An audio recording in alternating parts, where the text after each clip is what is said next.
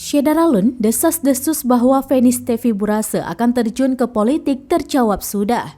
Stefi membantah kabar tersebut, meski memang diakuinya ada beberapa partai nasional yang mengajaknya bergabung.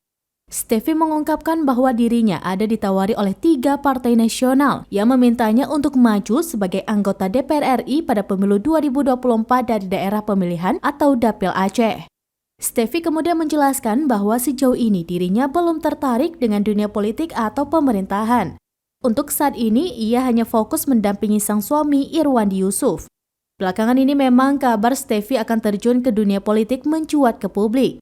Salah satunya, Stefi diusungkan akan maju ke DPR RI Dapil Aceh melalui Partai Keadilan Sejahtera atau PKS.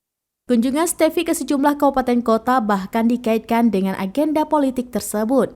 Namun kabar itu akhirnya dibantah langsung oleh Stefi. Meski memang diakuinya ada 3 partai nasional yang menawarkan bergabung untuk maju ke DPR RI.